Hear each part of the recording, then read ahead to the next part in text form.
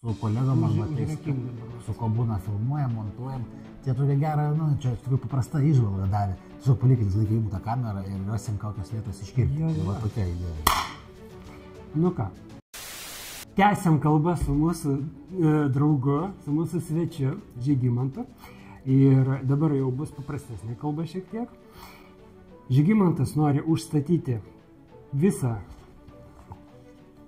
sklypas jau sudėliotas, sumoj. Mes norim padaryti tai, ko niekas niekada nedarė. Norim duoti žmonėm to, ko niekada niekur kitur to negausi. Ir mes visą laiką stengiamės, kur kupolas kitoks. Nu, vat, kuo jis išskirtinis? Tai pirma, erdvė.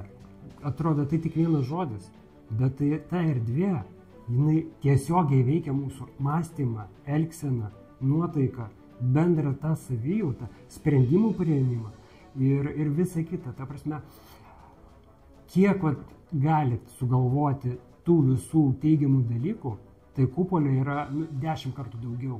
Ir problema, kad netgi žodžių pritrūksta visą šitą perteikti mūsų mylimiem žiūrovam. Gal savo kažkokį... Aš šitą vietą tiesiog papildyti tavo pasisakymą norėjau. Reiškiasi, taip mums paviršutiniškai dažniausiai atrodo, kad mes, tarkim, pavyzdys, kad turim kažkokių tai svajonių, norių, kad norime nuo savo namų. Tarkim, pavyzdys. Tai yra vienas matymo kampas, bet kitas matymo kampas arba gilesnis, jeigu taip galim pasakyti. Iš tikrųjų, tai mes norime pojūčio, kaip mes gyvensime tam name, kaip mes jausimės name, kaip bendrausime su šeima, artimaisiais ir taip toliau.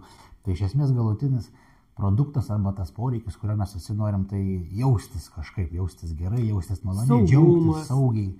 Jaukumas, tą mes visada perkam. Realiai taip, mes einame į tos galutinius pojūčius, kad jaustumėmės maloniai, smagiai, saugiai, laisvai galų gale. Per šią prizmę, prie ko aš norėjau privesti, kad kupolo forma tą ir duoda šiek tiek kitokį pojūtį. Jau norint, labai paprastas pavyzdys, žiūrovas gali kada išbandyti, jeigu, tarkim, jaučiasi pavargęs dėl darbų ar dėl kažko tais, kaip geriausia jam yra pailsėti. Tai yra išvažiuoti kažkur kitur, kur būtų kitoks namas. Tarkim, jeigu tu gyveni mūrinėme name, tai išvažiuok į medinį. Tavo protas, galva, mintis nebus prie to vaizdo pripratę ir jis automatiškai, galima sakyti, įsijungs į kitokį režimą, galbūt į tyrinėjimo režimą ir dėl to pradės jaustis visai kitaip. Tai galit patikrinti, aš pats tą tikrinau, tikrai jaučiasi skirtumas. Tai visiškai taip pat ir gyvenimas kitoje erdvėje. Mes iki šiol esam pripratę gyventi galbūt daugiau kampuose, o apalioje erdvėje vėl kitokie pojūčiai. Tai rekomenduojam tiesiog išbandyti, yra vietų, kur tą kupolą ar tokioj formoje, ar kitokioj kupolo sprendinį galima tiesiog išbandyti ir pajauskit vieną, dvi, kaip jaučiasi jums jame. Dėl ko sako, jeigu nori kažką keisti, pradėk keliauti. Tai ta prasme, keisk aplinką kaip minimum. O gyvenant tokiam, jau savaime visa tai yra jau kitaip. Ta prasme, aplinkos pakeitimas, vaizdų kitokių matymas, jau kaip ir Žygimantas sako, tyrinėt pradedi. Ir tyrinėt pradedi ne tik tai patį pastatą, bet tu patiri tuos jausmus, kuriuos išgyveni pats.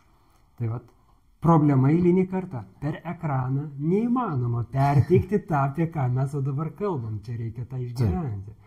Tai kai man sako, sunku pardavinėti kupolinius namus. Sakau, aš ne pardavėjas, aš psichologas. Su žmonėm dirbi. Produktas vienas dalykas, bet žmonėm visą tai perteikti, kad žmogus įvertintų, pajaustų tą vertę visą. Reikia būti psichologu iš tikrųjų. Taip. Ne kitaip, čia pardavimai iš vis jau nebe prie ko tada gaunasi. Tu turi duoti žmogui to, ko jisai niekada nepatyrė, tu turi žodžiais perteikti, ką jisai gali išgyventi ir tik tada jisai pradės jausti tame vertę. Ir čia yra antiek gilu, kad čia gali būti visiškai atskiras serialas visam tam dalykui. Tai šitoje vietoje tas ir skatino ieškoti kažkokio tai sprendimo panašaus į kupolą. Tai mes dėl šitos priežasties čia ir atvažiavom. Tai kiek kilometrų įveikėt? Kilometrais tai čia gal ir nebuvo daug, bet laiko prasme. 4 valandas turbūt. Atsiuntė man Povilas nuorodą, Aš atsidarau ten 100, nežinau, 20, gal 40 km, nu normaliai. Tada paspaudžiu gilinai į navigacijos 2,5 valandos, galvoju, kur mes čia važiuosim. Tai va, bet tai buvo verta, kelias, va, čia šitas kraštas iš tikrųjų mažiausiai jame turbūt Lietuvoje teko būti, man vėlgi tas pats tyrinėjimo važiavimas buvo ir vaizdai nematyti ir taip toliau, tai aš atvažiavau čia pakankamai smagiai. Žiūrovai, pasidalinkit savo idėjom irgi, kokių įžvalgų galit tame išgirsti, suprasti, pajausti, ar supratot iš vis apie ką eina kalba, nes toli gražu ne visiems tas aišku būna. Ne visiems to reikia turbūt, čia irgi. Vat šitoje aš ir norėjau papildyti, aš, tarkim, ruoždamas šį projektą, tikriausiai čia tas pats galbūt galiu ir visiems, sakom, kiekvienas daiktas turi savo pirkėją, tai būtent iš šitos prizmės ir žiūriu, dauguma žiūrovai galbūt bus visiškai neįdomu, ką mes čia kalbam, kitiems gal šiek tiek smalsu bus nekonstruktyvę kritiką pasidalinti, bet yra tokių, į kuriuos, manau, mes su Povilu labiausiai ir taikome, kuriems, nežinau, širdį galima sakyti, atlieps tai, ką mes čia bandome ištransliuoti, iškomunikuoti ir tiesiog prašome jūsų grįžtamojo ryšio. Pasidalinkite, kaip jums tai atrodo, ar jums jaučiasi kažkas tais į tą pusę, ką mes čia su Povilu kalbam, nes idėja yra tame, vienas tai yra, tu gali atvažiuoti ir pajausti realiai čia, yra, pavyzdžiui, mano atvejais, aš jame iki to laiko, būtent, tarkim, šitam nebuvau kupole, bet jau jaučiau, kad jisai kažką tai savį, turi, reikia išbandyti, koksai buvo, tai tiesiog paskatinu ir padrasinu šiek tiek pasitikėti to, pojūčio pabandyti realiai atvažiuoti, patirti čia ar kažkur kitur. Ir aš įsitikinęs, kad nenusivylėjai. Ne, tikrai nenusivyliu. Galvoju, galima, žinai, dar apie ką pakalbėti. Apie projekto, tarkim, šito, kaip įsivaizduotume mes mūsų bendradarbiavimą klientų atžvilgiu. Iš esmės vartotojo kelią, jeigu taip galima pasakyti. Mano įsivaizdavimas buvo toksai. Paruošime pasiūlymus, paruošime dydžius, kokios yra galimybės kupulų, kokie yra sklypų dydžiai, teritorija, vieta. Sudėsime viską į vieną bendrą vaizdą, kad būsimiems gyventojams, būsimiems pirkėjams būtų patogu tai matyti, bet jau suradusiems tinkamą vietą šiame projekte, suradusiems tinkamą sklypą, turiu omeny, šiame projekte suradusiems kupolo dydį, su Povilu galbūt arba per mūsų pristatymus išsigvildenus, kokio jums reikia, nes tai irgi yra labai svarbu, perteklinės erdvės arba per mažai, kad nebūtų. Reiškia, suradus jums patinkančius sprendinius, tai sklypo dydį, kupolą, kelionė atrodytų maždaug taip.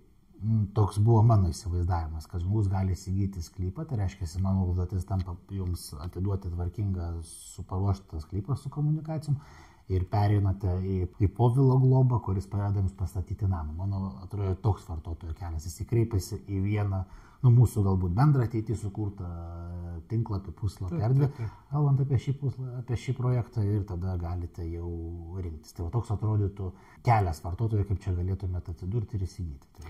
Bet kuriuo atveju, bet kuriame etape, nesvarbu, ar dar eina kalba apie sklypą, ar eina kalba jau apie kupolą, mes vis tiek, kaip komanda būsim bet kuriuo atveju, nes vienas kitą papildyti, palaikyti mes turim ir tuo pačiu vedam tada jau klientą iki pat galo, kad jisai gautų tą, dėl ko jisai iš vis atėjo.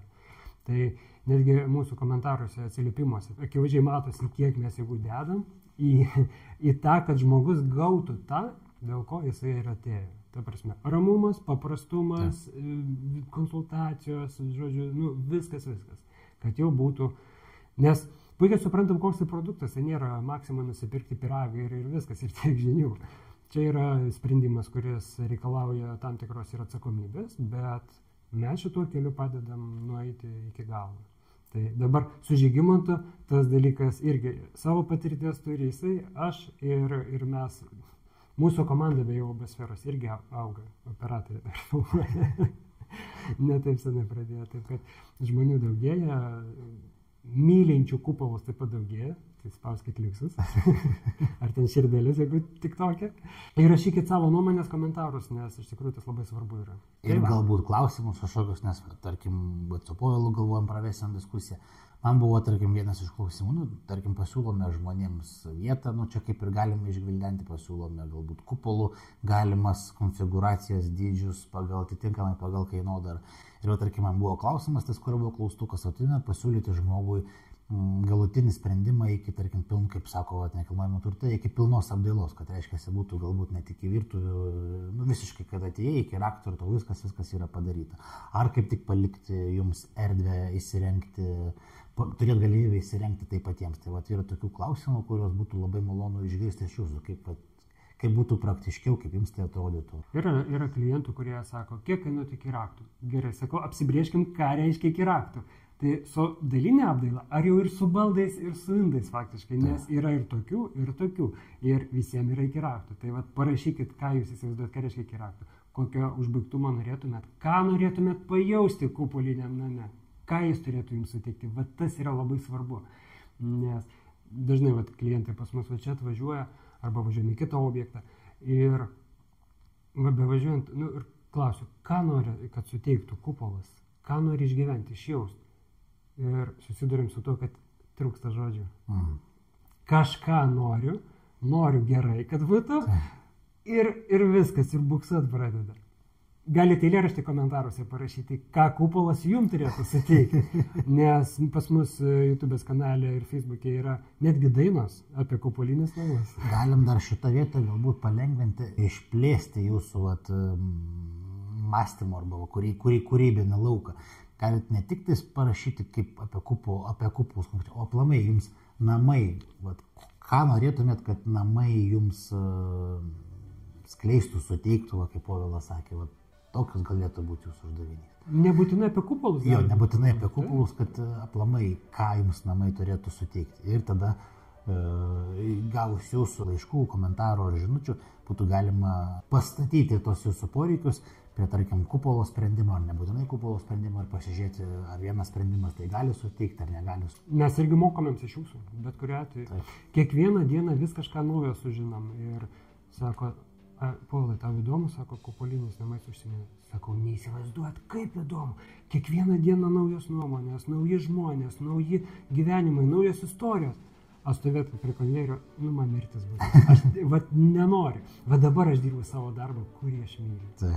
Ir kad ir kokie iššūkiai būtų, man jie yra be galo įdomus. Būna sunkių akimirkų, bet tai yra gyvenimas. Tai prisilieti prie kitų žmonių istorijų. Tu kuri kitiems žmonėms, kito žmogaus pasaulį. Tai ant tiek svarbu. Tai kaip kūdikio gimimas šeimoje irgi gaunasi. Taip.